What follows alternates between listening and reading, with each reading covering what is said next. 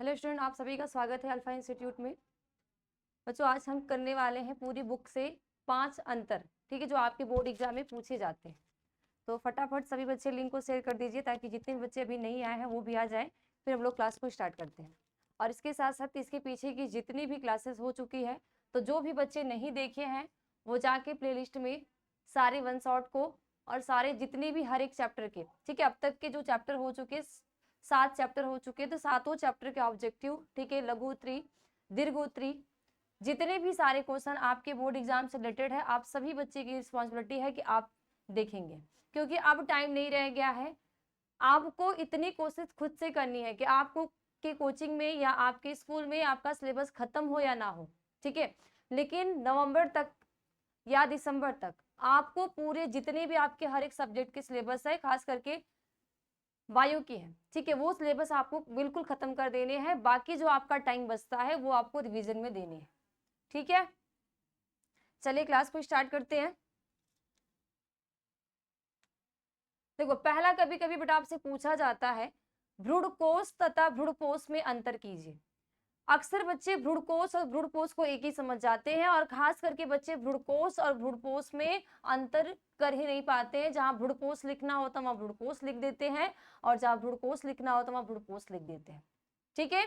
तो ये आपका अंतर भी आपके बोर्ड एग्जाम में पूछा जाता है। साथ साथ जब आपका आता है आवृत्त बीजी, है ना, आवृत्त बीजी जो बीजांड है, एक प्रारूपिक बीजांड का सचित्र वर्णन करो, तो वहां पे भी आप कंफ्यूज हो जाते हो, ठीक है। तो भ्रूणकोश तथा भ्रूणपोष में अंतर। अब देखो, जो भ्रूणकोश होता है ना, भ्रूणकोश जो होता है यह अगुणित यानी कि यन होता है, ठीक है।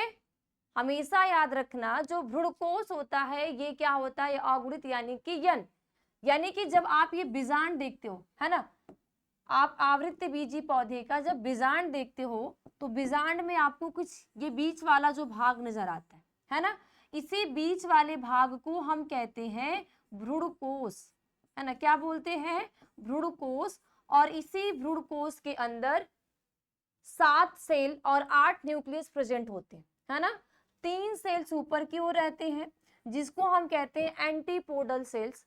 2 सेल्स या 2 न्यूक्लियस बीच में होते हैं जिसको हम पोलर न्यूक्लियाई कहते हैं, या द्वितीय केंद्रक कहते हैं, या ध्रुवी केंद्रक भी कहते हैं। नीचे 3 केंद्रक होते हैं, तो साइड साइड के जो 2 न्यूक्लियस होते हैं उसको हम सिनर्जिड सेल्स कहते हैं, यानी कि सहायक कोशिका कहते हैं। और सहायक कोशिका के बीच में एक और न्यूक्लियस होता है जिसको हम कहते हैं अंड कोशिका, ठीक है। तो ये जो भ्रूणकोश होता है इसको हम ये कह सकते हैं कि ये मादा क्या है, मादा गैमेटोफाइट है ना, या मादा गैमेट, क्योंकि इसी मादा गैमेटोफाइट के अंदर या ये भ्रूणकोश के अंदर अंड कोशिका होती है। क्या होगी? अंड कोशिका।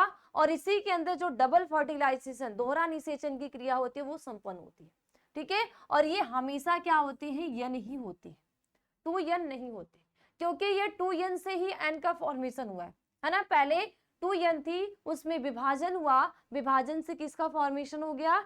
यन, यानी कि अगुणित का। अब ये जो भ्रूणपोष होता है ये त्रिगुणित यानी कि 3 यन होता है। 3 यन कैसे होता है? यहाँ की जो बीच के 2 ध्रुवीय केंद्रक है ना, अब 2 ध्रुवीय केंद्रक हैं तो यन प्लस यन बराबर कितने हो गए? 2 यन हो गए, ठीक है। और एक जो नरयुग्मक है ना, एक नरयुग्मक जब आपस में संलयित होते हैं तो 2 यन प्लस एन बराबर कितना हो जाता है? 3 यन, ठीक है। तो भ्रूणकोश हमेशा अगुणित यानी कि यन होते हैं, और भ्रूणपोष 3 यन यानी कि त्रिगुणित होते हैं, जिसको हम कहते हैं त्रिक समेकन, त्रिक संलयन, ठीक है। इसके आगे इसका विकास क्रियाशील गुरु बीजाणु से होता है। अब ये जो भ्रूणकोश बनता है, भ्रूणकोश का जो निर्माण होता है, जो क्रियाशील गुरु बीजाणु होती है, तो क्रियाशील गुरु बीजाणु से होता है। लेकिन ये जो भ्रूणपोष का विकास होता है, इसका विकास प्राथमिक भ्रूणपोष केंद्रक से होता है। जब यहाँ पे ध्रुवीय केंद्रक के साथ नरयुग्मक संलयित होता है, जिसको हम बोलते हैं त्रिक समेकन, त्रिक संलयन, तब निर्माण होता है प्राथमिक भ्रूणपोष का। और ये प्राथमिक भ्रूणपोष चेंज हो जाते हैं, वृद्धि करके, विकास करके भ्रूणपोष का निर्माण करते हैं, ठीक है। भ्रूणकोश में अगला क्या है? यह भ्रूण के विकास में सहायक है ना। ये जो भ्रूणकोश होता है ये भ्रूण के किस में? विकास में सहायक होता है। लेकिन जो भ्रूणपोष होता है यह भ्रूण के पोषण में सहायक है।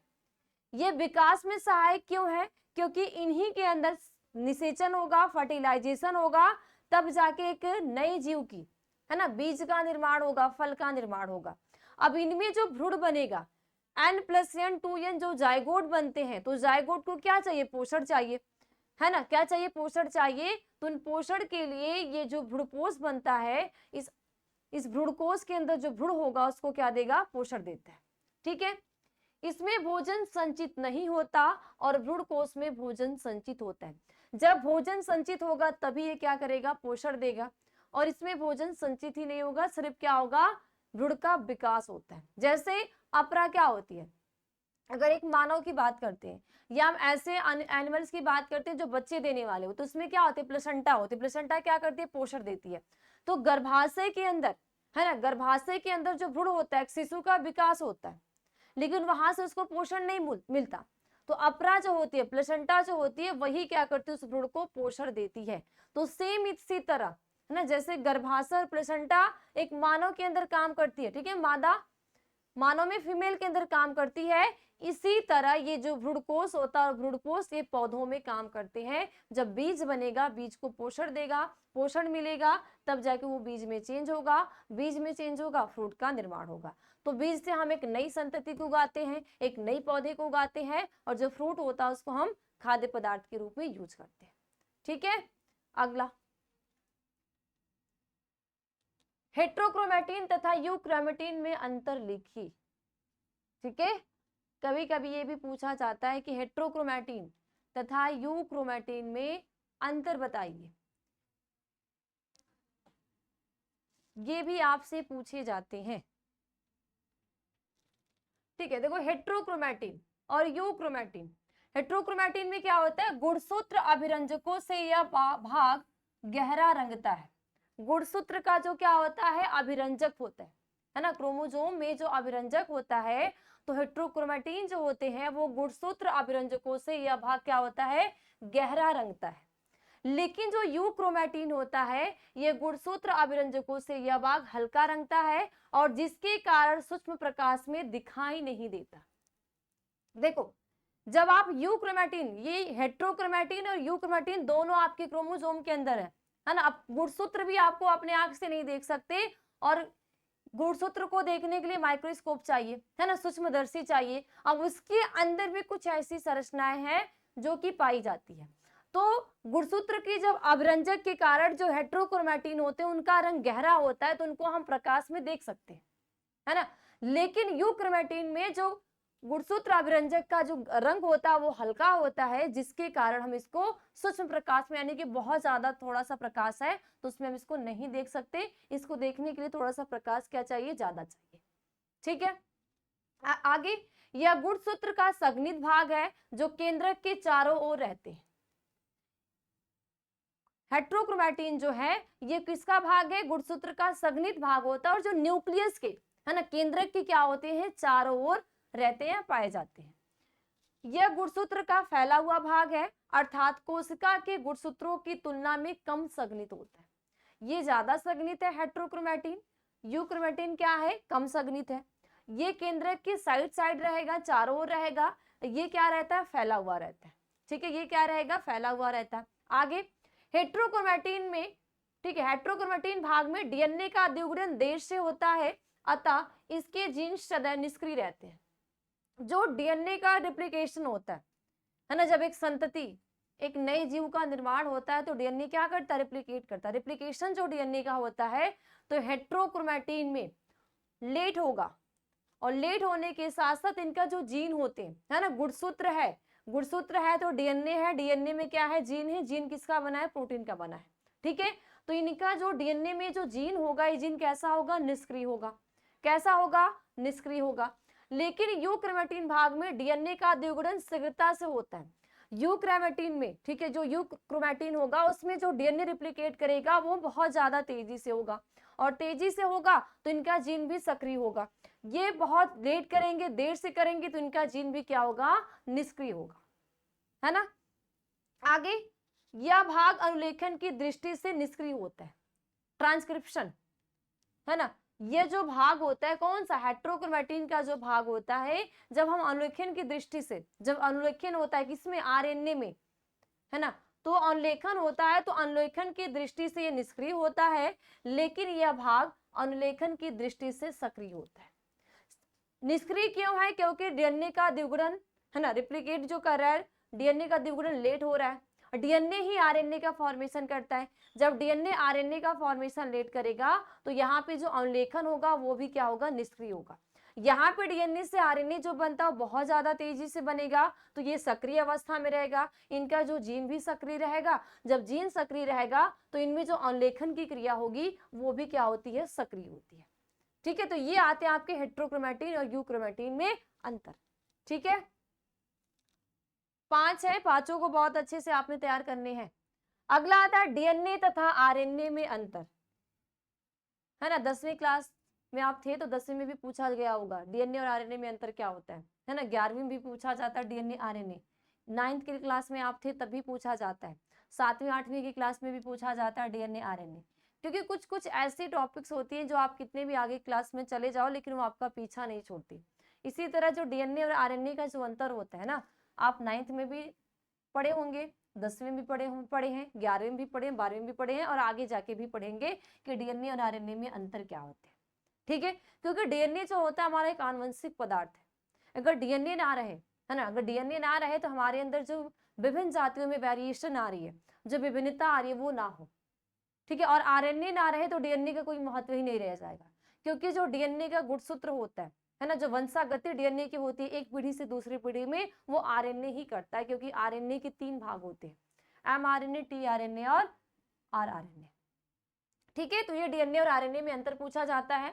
देखो डीएनए क्या होता है, यह मुख्य रूप से केंद्रक में पाया जाता है। डीएनए हमेशा आप जहां देखोगे, जहां पे अगर सेल्स है, कोई भी अगर कोशिका है तो कोशिका का न्यूक्लियस, और न्यूक्लियस है तो क्या है, डीएनए है।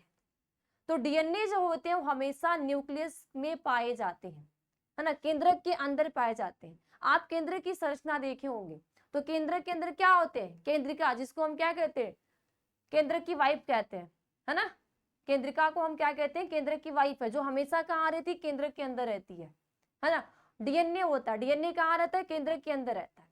राइबोसोम जो रहते हैं वो केंद्र के बाहर रहते हैं।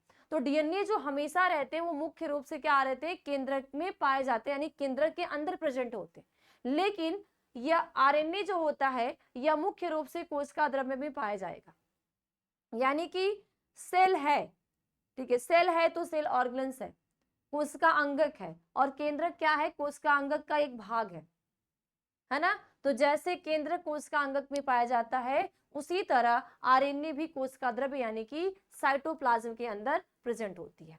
ठीक है, आगे इसमें 2 पॉलीन्यूक्लियोटाइड श्रृंखलाएं कुंडलाकार अवस्था में पाई जाती है।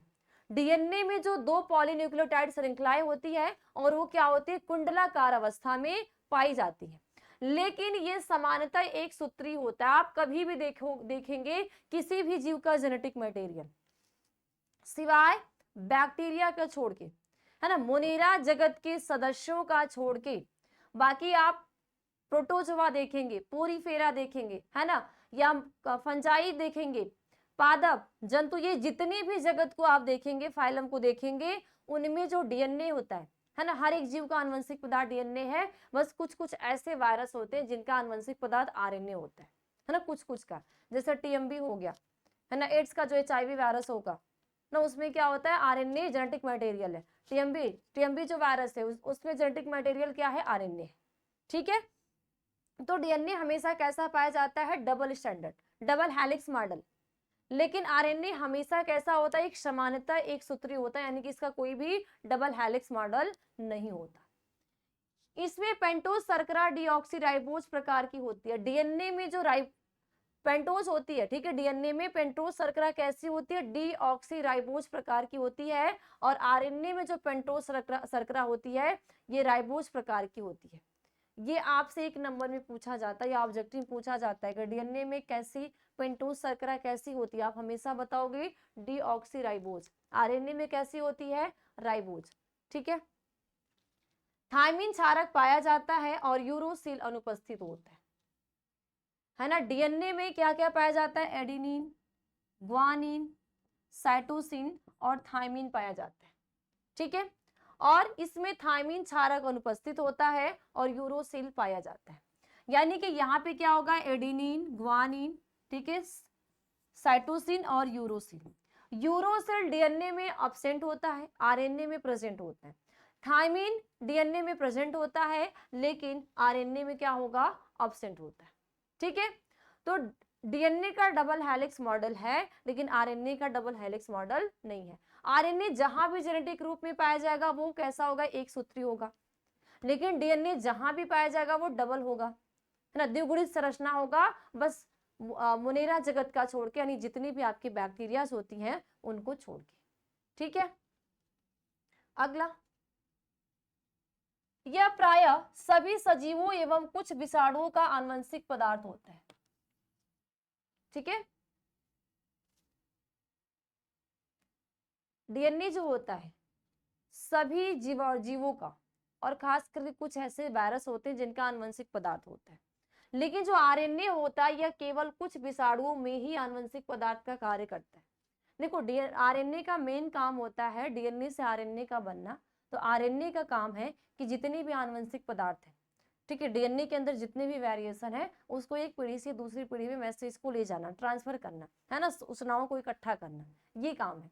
बस किसी किसी कुछ कुछ वैसे वायरस, यानी कि अगर मुनीरा जगत में भी हम बात करेंगे जो वायरस होते हैं तो कुछ कुछ ऐसे होंगे जिनमें आनुवंशिक पदार्थ क्या होगा, आरएनए होगा, नहीं तो सब में क्या होते हैं, डीएनए होते हैं। ठीक है, समस्त जीवधारियों में डीएनए आधारभूत रूप से एक समान एवं एक प्रकार का होता है। जितने भी जीवधारी होंगे डीएनए क्या होते हैं, आधारभूत रूप से एक समान व एक प्रकार का होता है, लेकिन अधिकांश जीवधारियों की कोशिकाओं में 3 प्रकार के आरएनए जैसे एमआरएनए, आरआरएनए, ठीक है, और टीआरएनए पाए जाते हैं। डीएनए का कोई प्रकार नहीं होता है कि डीएनए में आरआरएनए है या आर डीएनए है या टी डीएनए है या एमडीएनए है। ठीक है, लेकिन आरएनए के क्या होते हैं, प्रकार होते हैं। डीएनए से आरएनए बनता है, आरएनए और डीएनए ही आरएनए के प्रकार को बनाता है। किस लिए बनाता है, कि अपने मैसेज को दूसरी पीढ़ी में ट्रांसफर कर सके, है ना, सूचनाओं को एकत्रित कर सके और एकत्रित करके दूसरी पीढ़ी में, यानी कि जो एक नई संतति का जन्म होता है उसमें उस सूचना को ट्रांसफर कर सके, ये काम होता है डीएनए का, और वो करवाएगा किससे, आरएनए से। ठीक है, अगला, सक्रिय एवं निष्क्रिय प्रतिरक्षा में अंतर कीजिए। सबसे पहले ये समझ लो सक्रिय और निष्क्रिय होते क्या है। देखो, जो प्रतिरक्षा होती है ना, कुछ जो प्रतिरक्षा होती है वो हमारी बॉडी में सक्रिय होती है, और कुछ जो प्रतिरक्षा होती है वो हमारे बॉडी में निष्क्रिय होती है ना।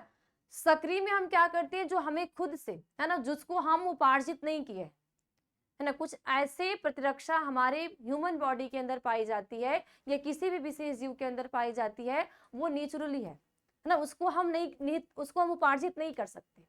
और कुछ निष्क्रिय जो होती है वो हमें शरीर में सीधे प्रविष्ट कराए जाते हैं। प्रतिरक्षा का कार्य है, ठीक है, हमारे बॉडी के अंदर जो सक्रिय प्रतिरक्षा है या जो निष्क्रिय प्रतिरक्षा है जो प्रविष्ट कराई जा रही है ना, इनका मेन कार्य है कि अगर हमारे बॉडी के अंदर कोई भी पैथोजेंस आ रहे हैं, है ना, कोई भी एंटीजन आ रहे हैं, तो ये प्रतिरक्षा क्या करती है, एंटीबॉडी के रूप में कार्य करके उस रोगाणु को, है ना, उस पैथोजन को मारने का कार्य करती है, भक्षण करने का कार्य करती है।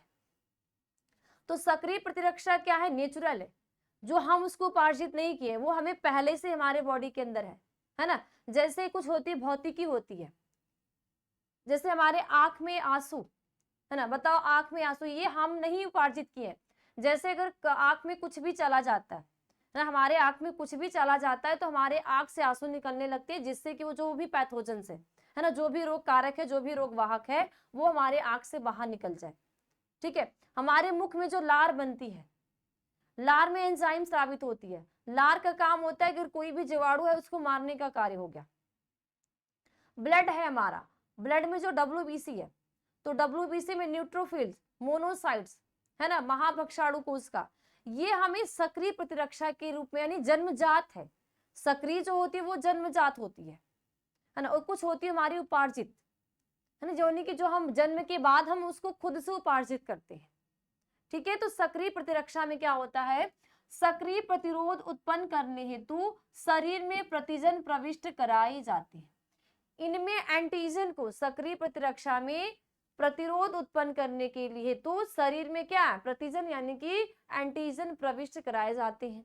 लेकिन निष्क्रिय में क्या होता है, प्रतिरक्षी सीधे ही शरीर में डाले जाते हैं। इनमें कोई भी एंटीजन प्रविष्ट कराया जाता है। एंटीजन क्यों, बॉडी में एंटीजन किस लिए डाला जाता है, ताकि अगर कोई भी बाहरी एंटीजन आए, है ना, जब हम बच्चे होते हैं तो हमें टीके जो लगते हैं, टीका सबको लगा होगा, कोई ऐसा नहीं बोलेगा मुझे टीका नहीं लगा है। तो जो टीके आपको बचपन में लगते हैं, तो क्या आप जब आप 7 साल 8 साल 9 साल 10 साल या उससे ऊपर की एज हो जाते तो आपको टीके लगते नहीं लगती है ना, यानी कि एक बार वो बचपन में हम जब रहते तो वो टीका हमें लगवाना अनिवार्य होता है। तो वो जो टीका लगाए जाते हैं वो हमारे बॉडी के अंदर प्रतिजन ही प्रविष्ट कराए जाते हैं, क्योंकि जैसे कहते हैं ना कि लोहा को लोहा ही मारेगा, है ना, तो प्रतिजन को अगर कोई भी रोग वाहक हमारे बॉडी में आ रहा है, कोई भी एंटीजन हमारे बॉडी में प्रवेश कर रहा है, तो एंटीजन को एंटीजन ही मारेगा। तो ये हम जब बच्चे रहते हैं तो वो हमें टीका लगाया जाता है, जो टीकाकरण होता है ना, हैजा का टीका, बहुत सारे टीके लगाए जाते हैं, बचपन में लगाए जाते हैं, है ना। लेकिन निष्क्रिय में क्या होता है, जैसे टिटनिस का इंजेक्शन हो गया, टिटनिस का इंजेक्शन क्या होता है, हम टिटनिस का इंजेक्शन एक बार लग गया, है ना, तो वो 6 मंथ तक काम करता है। तो ये हमारे निष्क्रिय प्रतिरक्षा में आ जाती है, यानी कि इसमें सीधे प्रविष्ट कराए जाते हैं, ठीक है। प्रतिरक्षी जो होते हैं सीधे ही शरीर में डाले जाते हैं। लेकिन सक्रिय में क्या होता है, जो सक्रिय प्रतिरोधक उत्पन्न करने वाले प्रतिजन होते हैं वो प्रविष्ट कराए जाते हैं कहाँ, हमारे बॉडी के अंदर, ठीक है, इंजेक्शन के थ्रू, टीकाकरण के थ्रू, ठीक है। शरीर की अपनी कोशिकाएं संक्रमण के प्रति प्रतिरक्षी विकसित करती हैं। अब इनमें सक्रिय में क्या होता है कि जो शरीर की अपनी कोशिकाएं होती है वो संक्रमण के प्रति प्रतिरक्षी विकसित करती है, ठीक है। लेकिन ये प्रतिरक्षी किसी और प्राणी के शरीर में प्रतिजन प्रविष्ट करके बनाए जाते हैं। लेकिन ये जो निष्क्रिय प्रतिरक्षा होता है, ये जो प्रतिरक्षी होती है ना, किसी और प्राणी के शरीर में प्रतिजन प्रविष्ट करके बनाए जाते हैं। यह क्षमता उत्पन्न होने से समय लगता है, ठीक है। इसमें जो क्षमता होगा उत्पन्न होने में समय लगता है और इससे शरीर में प्रतिरक्षा जल्दी प्राप्त हो जाती है ना। हमें लोहा से कहीं भी चोट लग जाता है, कट जाता है, तो हमें कहा जाता है भाई टिटनेस का इंजेक्शन लगा लो, सही हो जाएगा। क्यों, क्योंकि वो निष्क्रिय होती है, वो हमारी बॉडी में बहुत तेजी से काम करती है ना, बहुत ज्यादा फास्ट करती है, और वो बहुत ज्यादा लंबे टाइम तक नहीं, 6 मंथ तक का बोला जाता है, एक बार लग गया 6 मंथ तक काम करेगा। अब 6 मंथ बाद आपको लग गया तो आपको वापस से टिटनेस का इंजेक्शन लगवाना पड़ेगा, ठीक है। क्या करना पड़ेगा, टिटनेस का इंजेक्शन लगवाना पड़ेगा। तो ये होती है हमारी सक्रिय और निष्क्रिय। इसके साथ साथ ये लंबे समय तक बनी रहती है ना। जैसे अगर हमें जो बचपन में टीका लग गया तो वो हमारा लंबे समय तक बना, अगर हमारी बॉडी में कोई भी एंटीजन प्रविष्ट कर रहे हैं तो वो आएगा, उससे लड़ने की कैपेसिटी रखेगा, ठीक है। लेकिन ये क्या होता है, ये प्रतिरक्षा उसी समय काम करती है और लंबे समय तक नहीं, और कुछ समय पश्चात ये नष्ट हो जाती है। यानी कि जो टिटनेस हो गया ये निष्क्रिय के अंतर्गत आता है। उदाहरण, चेचक के प्रति प्रतिरक्षा, है ना, बचपन में चेचक का टीका लगता है कि नहीं लगता है, तो ये क्या है, चेचक के प्रति प्रतिरक्षा हो गया, किसमें, सक्रिय में। उदाहरण, टिटनेस हो गया, पोलियो, टीबी आदि टीकाकरण द्वारा प्रतिरक्षा। इसमें क्या होगा, जो टिटनेस इंजेक्शन हो गया, है ना, पोलियो का जो टीका लग गया, टीबी हो गया, है ना, और टीकाकरण द्वारा प्रतिरक्षा, ये सारे हमारी क्या आती है, निष्क्रिय के अंतर्गत आती है, ठीक है। आगे, टीकाकरण और टॉक्साइड में अंतर कीजिए, है ना। कभी कभी हम टीकाकरण को, टीका को, टॉक्साइड को एक ही समझ लेते हैं कि टीका एक ही है, टीकाकरण एक ही है ना, वैक्सीन और वैक्सीनेशन एक ही है, और टॉक्साइड भी क्या है, एक ही है। तो देखो टीकाकरण क्या होता है, टीके द्वारा प्रतिरक्षा तंत्र को सक्रिय करना टीकाकरण कहलाता है ना। वैक्सीन के द्वारा प्रतिरक्षा तंत्र को, है ना, जो हमारा ह्यूमन सिस्टम है, तो टीके के, वैक्सीन के थ्रू हम अपने ह्यूमन सिस्टम को सक्रिय, है ना, क्या है, सक्रिय करना टीकाकरण कहलाता है। वैक्सीन में छिड़ जीवित या मृत विषाणु के कण होते हैं, जो हमें वैक्सीन लगती है ना, जो हमें वैक्सीन लगाई जाती है। जैसे भी कोरोना के टाइम में हमें वैक्सीन लगी ना, कोरोना के टाइम में हमें वैक्सीन क्यों लग रही थी, ताकि हमारे बॉडी के अंदर जो वायरस है उस वायरस को क्या कर सके, उसको भक्षण कर सके, उसको मार सके। तो उस वैक्सीन में होता क्या है, उस वैक्सीन में या तो छिड़ जीवित, है ना, यानी कि नष्ट जीवित या मृत वायरस ही होते हैं। और कोरोना किसके हुआ था, जो कोरोना कैसे हुआ था, कोरोना वायरस की वजह से ही हुआ था। और अक्सर करके ये हमारा जो सर्दी जुकाम है उसमें कोरोना वायरस की के वजह से होता है, लेकिन इतना सब ध्यान नहीं देते थे। लेकिन जैसे ही कोरोना फैला सबके मुंह पे आ गया कोरोना वायरस, कोरोना वायरस। ऐसा नहीं है कि कहीं आज से जन्मा हुआ है कोरोना वायरस, है ना। अगर आपको सर्दी जुकाम नॉर्मल सा है तो आप वो कैसे हुआ बेटा, कोरोना वायरस के ही होता है। कई सारे वायरस होते हैं, ठीक है। तो जो वैक्सीन हमें लगती है उसमें वही जो वायरस होते हैं, है ना, जो वायरस हमारे बॉडी को प्रभावित कर रहे हैं, उसी वायरस को या तो जीवित अवस्था में या तो मृत अवस्था में, यानी कि मेडिसिन के रूप में, है ना, या तो इंजेक्शन लिक्विड अवस्था में इंजेक्शन के थ्रू हमारे बॉडी में इसको क्या किया जाता है, प्रविष्ट कराया जाता है, ठीक है। और ये रूपांतरित टॉक्सिन है। टॉक्साइड जो होता है ये क्या होती है, वैक्सीन का रूपांतरित टॉक्सिन ही होती है। वैक्सीन का प्रयोग विषाणु के संक्रमण के समय होता है। वैक्सीन का यूज कब होगा, जब विषाणु का संक्रमण होगा, है ना, कोई भी विषाणु हमारे बॉडी को प्रभावित करेगा, संक्रमित करेगा, तब हमें वैक्सीन का यूज किया जाता है। और टॉक्साइड जो होता है, टॉक्साइड जीवाणु से प्राप्त होते हैं, ठीक है। ये जो टॉक्साइड होंगे वो किससे प्राप्त होंगे, जीवाणु से प्राप्त होते हैं, और जिनका प्रयोग बैक्टीरियल संक्रमण के समय होता है ना। टॉक्साइड जीवाणु से प्राप्त होंगे और इनका जब प्रयोग कब होगा, बैक्टीरियल संक्रमण, यानी कि हमारे बॉडी के अंदर कोई भी बैक्टीरिया, है ना, जीवाणु जनित जब रोग होगा तब टॉक्साइड का यूज होगा। जब हमारे बॉडी में, है ना, हमारे शरीर में कोई वायरस से बीमारी होगी, कोई वायरस हमारे बॉडी को संक्रमित करेगा, तो उसके लिए क्या यूज की जाएगी, वैक्सीन यूज की जाएगी। तो ये मत समझ लेना कि अगर मान लो कोई भी हमारे शरीर में अंदर कोई जीवाणु जनित है, कोई भी बैक्टीरिया गई, है ना, मलेरिया कैसे हो रहा है, जीवाणु से हो रहा है ना। मलेरिया कैसे होता है बताओ, प्रोटोजोआ। टाइफाइड कैसे हो रहा है, जीवाणु के द्वारा हो रहा है। तो ये जीवाणु में क्या होगा, हमेशा टॉक्साइड, और अगर कोई भी वायरस है तो क्या होगा, वैक्सीन, ठीक है। इसके आगे सजीव क्षीण विषाणु में प्रतिजनत्व तो बना रहता है, किंतु इनकी उग्रता समाप्त हो जाती है, ठीक है। लेकिन टॉक्साइड में भी प्रतिजनत्व तो बना रहता है, किंतु इनकी अविषालुपता समाप्त की जाती है, ठीक है। ये एंटीबॉडीज के उत्पादन को प्रेरित करके विषाणु से प्रतिरक्षा प्रदान करते हैं, ठीक है। और ये जीवाणु से प्रतिरक्षा प्रदान करते हैं, है ना। ये एंटीबॉडीज के उत्पादन को प्रेरित करेंगे, है ना। जब हमारे बॉडी के अंदर वैक्सीन लगेगी तो जो हमारी बॉडी की जो एंटीबॉडी के रूप में कार्य करती है, जो प्रतिरक्षा होती है ना, जो प्रतिजन होते हैं, तो ये एंटीबॉडीज के उत्पादन को प्रेरित करके विषाणु से प्रतिरक्षा प्रदान करते हैं, ठीक है। और ये किससे करेंगे, जीवाणु से प्रतिरक्षा प्रदान करते हैं। सजीव वैक्सीन में विषाणु प्रोटीन एवं विषाणु आरएनए दोनों ही होते हैं। जो सजीव वैक्सीन होते हैं, है ना, जिसमें देखो या तो सजीव रूप में, या तो निष्क्रिय अवस्था में, या क्षीण अवस्था में, है ना, या तो सजीव में, या तो निष्क्रिय में, या तो क्षीण अवस्था में। तो सजीव वैक्सीन में विषाणु प्रोटीन एवं विषाणु आरएनए दोनों ही होते हैं, जबकि मृत वैक्सीन में केवल विषाणु का अच्छत होता है। ध्यान देना, जब हमें मृत वैक्सीन लगती है तो उसमें विषाणु का एक अच्छत होता है, लेकिन जब सजीव होता है, कोई सजीव हमारे बॉडी के अंदर एंटीजन प्रविष्ट कराए जाते हैं, तो वो क्या होता है, उसमें प्रोटीन भी होता है और उसमें क्या होंगे, आरएनए भी होता है। इनमें टॉक्साइड जीवाणु के प्रोटीन या ग्लाइकोप्रोटीन है। टॉक्साइड जीवाणु के प्रोटीन, ठीक है, टॉक्साइड जीवाणु की प्रोटीन है, या तो क्या है, ग्लाइकोप्रोटीन है, ठीक है, क्या है, ग्लाइकोप्रोटीन होते हैं, ओके। तो बच्चे ये जो आपके डिफरेंस है आपके बोर्ड एग्जाम में पूछे जाते हैं, है ना, कि डीएनए और आरएनए में अंतर क्या होते हैं, ठीक है, डीएनए और आरएनए में अंतर क्या होते हैं, टीकाकरण और टॉक्साइड में अंतर क्या होते हैं। तो आप सभी बच्चों को एकदम सीरियस होके, है ना, एकदम ईमानदारी से सभी टॉपिक को बहुत ही अच्छी तरीके से क्या करने हैं, पढ़ने हैं। इसके बाद बेटा आपसे पूछा जाता है सक्रिय और निष्क्रिय प्रतिरक्षा क्या होती है ना। हम सक्रिय प्रतिरक्षा किसे कहते हैं, निष्क्रिय प्रतिरक्षा किसे कहते हैं।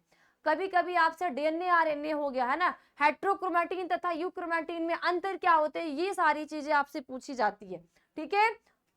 और भ्रूणकोश तथा भ्रूणपोष में अंतर पूछे जाते हैं।